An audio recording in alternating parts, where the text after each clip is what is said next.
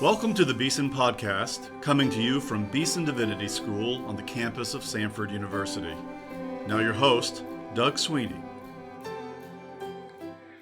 Welcome to the Beeson podcast. I'm your host, Doug Sweeney, and I'm joined today by an old friend of mine, the Reverend Dr. Quinn Fox, who serves as chairman of the board of the Center for Catholic and Evangelical Theology, which will host its next annual conference here at Beeson Divinity School from January 12 to January 14. We are looking forward to hearing all about the center and its conference, which I am also playing a role in organizing and hosting. So thank you, Quinn, for being with us today. Thanks, Doug. It's my pleasure. Always good to be with you. Although I think this is our first time being filmed on camera together. Yeah, how about that? Yeah. Quinn and I went to grad school together, so we've done all kinds of things together over the years. But Quinn, this is the first time we've had you on the Beeson podcast, so let's introduce you briefly to our podcast listeners. Maybe tell us a little bit about how you came to faith and how you got involved in Christian ministry. Sure, thanks. Well, like you, I grew up in the Midwest, in the Chicago suburbs. But unlike you, my tradition in the church was to be part of a mainline liturgical church. And so I was a religious kid and maybe a little bit more religious than some of my fellow friends and participants in the congregation as a teenager. But it was really in my last year of high school through the ministry of Young Life that faith became personal and very real, and something I got extraordinarily excited about. And my early experience with Young Life as someone who attended Young Life meetings, participated in camping ministry, and then became a volunteer leader. That organization and its unique approach to ministry has shaped me and formed me in the way that I am a pastor even today. I would say, though, that as great as Young Life is and was for me, I had some intellectual questions that was not their specialty. And so that led me to the Reformed theological tradition and to a PCUSA, actually is a predecessor congregation, but mainline Presbyterian congregation during college that was more on the evangelical end of the spectrum. But being a part of that ministry and getting involved in the church, the image of a minister wearing a black robe and vestments was singularly unappealing to me, in part because of my early experience. But at the same time, ministry and theological study were very compelling. And eventually I enrolled in Fuller Seminary, which seemed like a good place for my interests, but also my lack of interest and no intention in pursuing ordained ministry. But along the way, I had some influential people model healthy pastoral ministry, as well as a healthy understanding of both the life of the heart and the life of the mind. And eventually was ordained. My first call was as a college chaplain. So I really wasn't in the church, but I was being ordained. And a big part of my life as a pastor has been the fact that my wife, Nancy, also was in seminary at the same time with me and earned her Master of Divinity degree and was ordained. And we shared that position as college chaplains in a Presbyterian-related Christian college. Being in the academic environment led me to really want to scratch the itch of further study. And so I pursued graduate education first at Princeton Seminary and then at Vanderbilt in historical theology, where you and I were classmates. And over those years, I gradually became comfortable with the idea of congregational ministry. It was a slow road. And I realized that my vocation was to be a pastor who teaches and or a teacher who pastors. And I found myself equally comfortable in both the academy as well as parish settings. And I sensed that I could have a role in mediating and bridging these two frequently alienated contexts. So that was sort of where I set my sights. Having been in the Christian college atmosphere, I tried academic administration for a season in a Presbyterian seminary, and that really wasn't where I belonged. I really found my sweet spot in a more informal classroom setting of adult Sunday school, and I ended up in a teaching ministry leading the adult education initiative on the staff of a large Presbyterian church in Colorado, which at the time that I went there had some 1,000 adults registered as participants in some 20 or more classes. And these are everything from college all the way up to older adults. After 8 years there, I was invited, really kind of lured away by the Office of Theology and Worship in the Presbyterian Church USA to direct a Lilly endowed funded program in transition into ministry, which was called the Company of New Pastors, sort of riffing off of Calvin's venerable company of pastors, but for new pastors as they graduated in seminary and moved into their first 4 years of ordained ministry. And this combined my interest in ministry, education, and spiritual formation. And that was really a wonderful job with great colleagues, but transition in the life of the denominational structure, a retirement, and also the fact that all good things funded by Lilly eventually come to an end. 14 years ago, I was very fortunate to be invited to apply for the position as the associate pastor for discipleship here at the National Presbyterian Church in Washington, D.C. And I have this month just finished my 14th year here. Congratulations. We do want to talk about the conference in just a minute, but I don't think I should fail to ask you a little bit about National Pres. That's an unusual ministry assignment. Probably a lot of our listeners want to know, so what's that church like? What's it like being a pastor at National Presbyterian in D.C.? Can you give us just the 1 or 2 minute version of, so what's National Pres like and what's your ministry there like? Wow. It might be a 3 or 4 minute, but that'll work. We trace our roots, as the story goes, all the way back to Scottish stonemasons who were part of the construction of the White House in the late 18th century. And they gathered for Sabbath worship on the grounds of the Executive Mansion. Eventually, they were able to call a pastor, and they became St. Andrew's Church. That congregation evolved to become the First Presbyterian Church of Washington.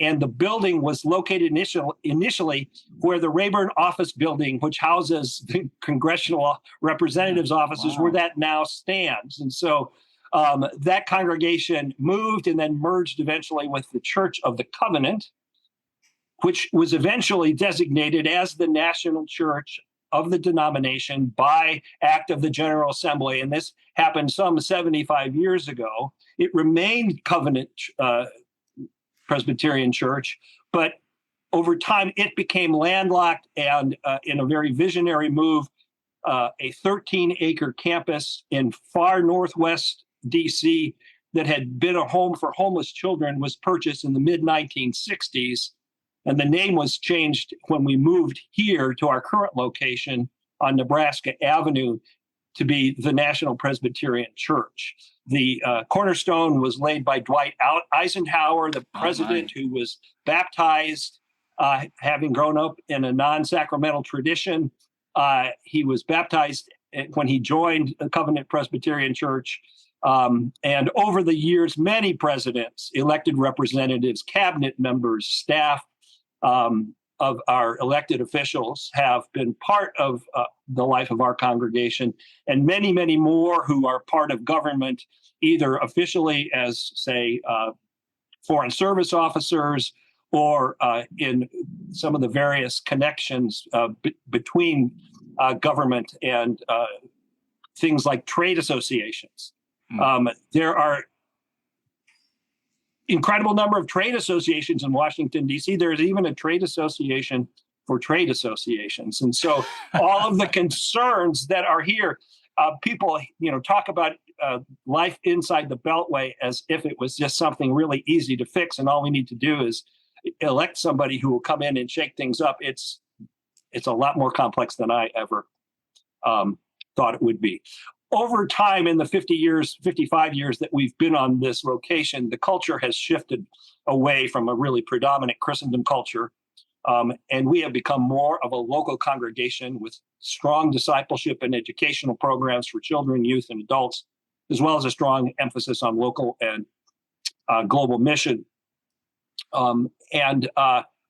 I was hired to lead the Ministry of Discipleship and Christian Formation. So I supervise directors in children's and youth ministries. I've got more direct responsibilities, along with a few staff colleagues in our ministry to families with school-aged children, with young professionals, with small groups, men's and women's ministries. And my main responsibility programmatically, in addition to being one of the pastors and leading worship and occasional preaching, is our Sunday morning adult classes, where I teach along with a number of gifted volunteer teachers, and our leadership has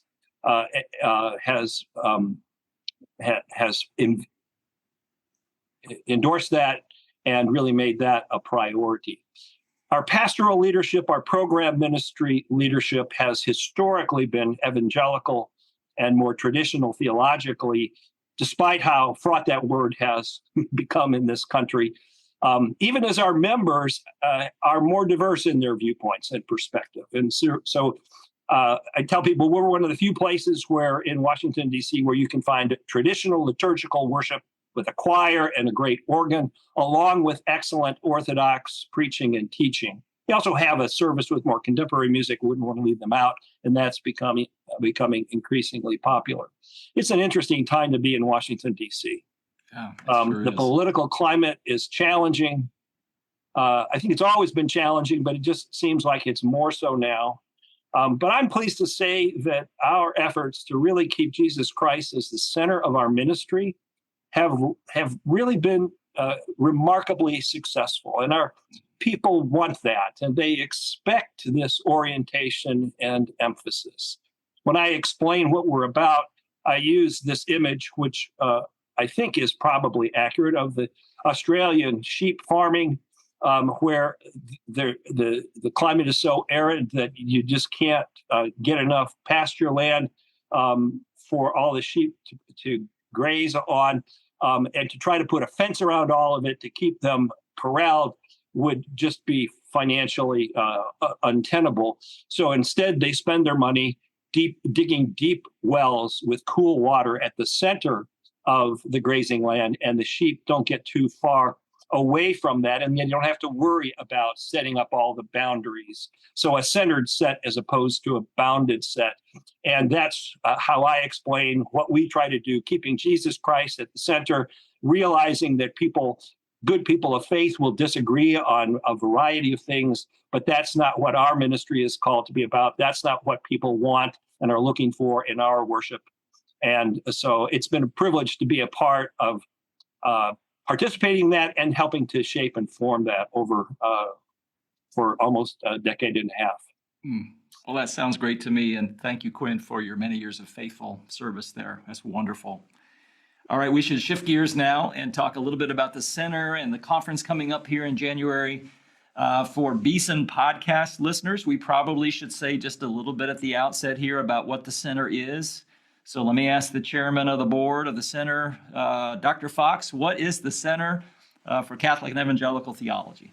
Well, the short answer is actually, I'm going to paraphrase our website, but we came up with the word, we're a theological enterprise. And by that, initiative, organization, endeavor, we don't really have a bricks and mortar building that's the center. We have moved around. Now we're centered in Beeson. But anyway, we're a theological enterprise comprised of Catholic, that is Roman Catholic, Protestant, and Orthodox Christians. And our goal is to promote faithfulness throughout the church to the Word of God as that is revealed to us in Jesus Christ. So we're trying to promote, advance the knowledge of God's revelation as it's authoritatively revealed and mediated by Holy Scripture.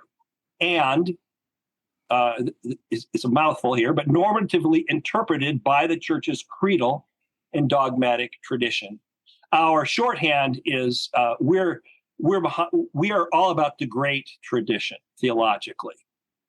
And so we don't try to avoid difficult issues that could divide us, but we seek ways in which our traditions, East and West, Reformation and Catholic, North and South, both North America, North and South, as well as global North and South, how all of these together might enrich one another as we pursue Christ at the center, and seeking to be cognizant of the prayer for Christian unity that Jesus prayed in the 17th chapter of John's Gospel. And so we pursue our goal through ecumenical research and conversation. And this works itself out, at least at present, through a scholarly journal, Pro Ecclesia, for the church, and through our annual Pro Ecclesia conferences for both clergy and laity. And now recently, through the addition of our bi-monthly podcast, that all may be one. And so that's what we're doing. Marvelous. All right. So one of the things we do at the center is host annual conferences.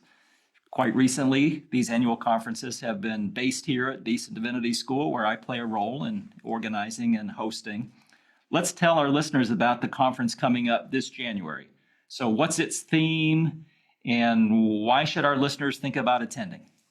Well, before I get to this year's conference, let me just say that our conferences, and I've been a part of these for over 15 years now, since before coming to Washington, they're unique in my experience. They're serious intellectually, although by no means inaccessible.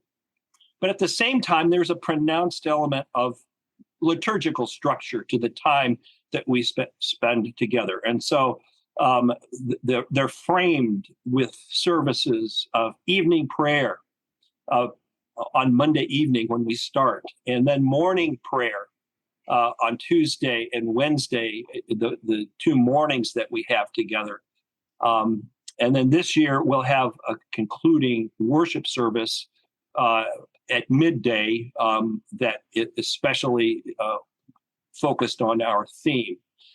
And so our time, though, together gives a genuine ecclesial quality, these times of prayer. It's also really quite relationally oriented. So there's ample time for interaction with the presenters and the participants, both formally following presentations and informally, and as well as fellow participants. And so we're seeking ecumenical breadth in our presenters and respondents, and that's different from your typical denominational gathering, as much as I enjoy those also.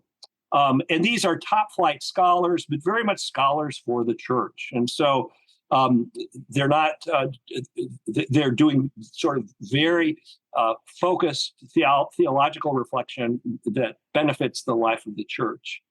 I would say that by and large, the atmosphere is free from denominational politics, although no gathering of Christians is immune to the morally dividing social issues that threaten to displace doctrinal orthodoxy as the center of our life together as followers of Jesus. But that's why we have the conference, because there needs to be that focus. And oftentimes denominational gatherings, for better and for worse, have to focus on those other points of division. And then why now? Well, around the time I became executive director, I was stepping down as interim program director for the center. And that was late 2023 when you accepted the position. Mm-hmm. And it dawned on me that 2025 was 1700 years after the Council of Nicaea. And whether or not I was the first one to realize and do the math, probably not. But when I raised the issue with a few of members of the board, as well as you, that we ought to think about doing something, it became really an easy decision for Nicaea and its creed to be the focus of the next conference. For some logistical reasons, we decided to move from June to January, and so we didn't really have a 2025 gathering. So this is our 2025 gathering in early 2026. It's interesting, along the way, I think just about everybody who's paying attention within any Christian tradition has heard about the importance of this creed, and whose 1700th birthday we're celebrating, and surprisingly, especially non-creedal traditions, talking about this is really important. In my own congregation, I taught a 14-week Sunday morning class with over 50 people. Who would have thought there would be that much interest? But there really is. And so I think it's a timely time and timely occasion to do the kind of reflection on the importance of the tradition, but also what does it mean for the future. And as for the mission of the Center for Catholic and Evangelical Theology, the Nicene Creed is our foundation. It says really for the first time what the great tradition is, and that's what we're all about. Should we tell them just a little bit about a few of our keynote speakers? Yeah, I've been talking for a while, and you've invited many of them. So why don't you mention some of the folks who are coming? I don't even know all of them, but I'm excited. Well, the three keynoters would be Professor Marcus Plusted, who is Eastern Orthodox and teaches at Marquette University in Milwaukee. Professor Matthew Levering, who is Catholic and teaches at Mundelein Seminary in the suburbs of Chicago. And Professor Kevin Van Hooser, who is an evangelical Protestant and teaches at Trinity in the suburbs of Chicago. And then there are lots of other people who are going to be on panels, who are going to be involved in our worship services as well. And maybe for our Beeson podcast listeners, we can emphasize that Dr. Timothy George, our founding dean, is going to be involved in the conference. Dr. Mark Ginolette is going to preach at the concluding worship service of the conference. I myself am going to give the banquet address and be involved in hosting the conference. So it's going to be both very much a traditional Center for Catholic and Evangelical Theology conference and a little bit of a Beeson-y conference with people that our audience members are used to listening to as well. Well, and that makes Beeson really a perfect host for this conference, beginning with Timothy George. He was one of our early board members and was a guiding light in the early days of the first generation of the center. And now, as the new executive director, you're his successor as the dean of Beeson Divinity School. Everything I know and understand about Beeson, we're all about the same kinds of things, particularly as Protestants. Mm-hmm. But when we bring in the rest of the people who are committed to the great tradition, it's really a wonderful, wonderful setting. The Stanford University is a beautiful campus, as your listeners certainly know. Accommodations are inexpensive, and for those who are part of the Center for Catholic and Evangelical Theology and Pro Ecclesia crowd, it's a lot nicer in January in Birmingham than in an awful lot of places in the country. That is definitely true. Yeah. Yeah, and Beeson's a great fit. Of course, we're an evangelical Protestant divinity school, but we're very much a great tradition school. That's a wonderful fit for hosting a conference like this, a gathering like this. And we've got some friends who are Catholic and Orthodox leaders of churches here in Birmingham who are excited to be involved as well. All right, should we tell people how to sign up for the conference if they're so inclined? Sure. Well, if you use a search engine, you can just type in Pro Ecclesia 2026. But if you want to just type in your HTML, it's pro-ecclesia, ecclesia.org/2026. But if you Google Center for Catholic and Evangelical Theology or Pro Ecclesia, you'll get to the website, and there are links that will give you the schedule, the biography of our main presenters, as well as a form that you can fill out to register and to pay for the conference as well, and then to learn about places where you can find lodging if you're from out of town. All right, friends, we'd love to have you join us. Please register online. If you want help, just drop me a line here at Beeson Divinity School. I'll be happy to help you.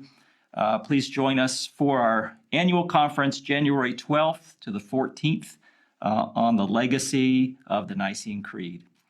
All right, Quinn, we always like to end our podcast interviews here at Beeson by asking guests how our audience members can be praying for you. Believe it or not, we've got a lot of people who are faithful in prayer who listen to our podcast. How can they be praying for Dr. Quinn Fox? Well, I love that. I would say primarily for wisdom in my position as a pastor and as someone who is trying to, not so much for myself, but to help people who are very much here in Washington, D.C., and who are invested, either directly impacted by some of the significant changes, the downsizing of the government, or indirectly. You've had a lot of layoffs at your church, haven't you? We have. And we've had even more people who've had to make the layoffs. And it just it really tears them apart. Yeah. And it's really difficult to know how to do with the trauma, with the emotions, both personally. So for me, and really for all of our pastoral leadership, would appreciate wisdom in and discernment in that. And then I would say for myself personally, as well as for the ministry of the center, as we move into the future, there's going to be some changes. I've announced my plan to retire from my pastoral position at the end of this calendar year. And I'm looking forward to giving more time to teaching, to reading, to writing, and also to leading our organization and our board as we figure out, okay, what's the next chapter? What is this new generation of leadership going to be like? And how can we be faithful as we structure and dream and listen to God's leading for the future? Okay, listeners, this has been Dr. Quinn Fox. He is a pastor at the National Presbyterian Church in Washington. He is the chairman of the board of the Center for Catholic and Evangelical Theology. He'll be back here at Beeson Divinity School this coming January for our annual conference on the Council of Nicaea and its theological legacies in the church today. Please do pray for him, for wisdom and discernment in his pastoral ministry. Please do pray for our friends at National Presbyterian who are going through a lot of turmoil these days. And if you would, please also pray for the ministries of the Center for Catholic and Evangelical Theology. We love you, we thank you for tuning in, and we say goodbye for now.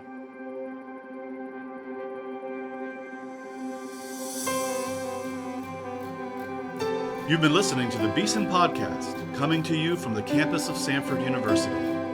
Our theme music is by Advent Birmingham. Our announcer is Mark Janolette. Our engineer is Rob Willis. Our producer is Neil Embry. And our show host is Doug Sweeney.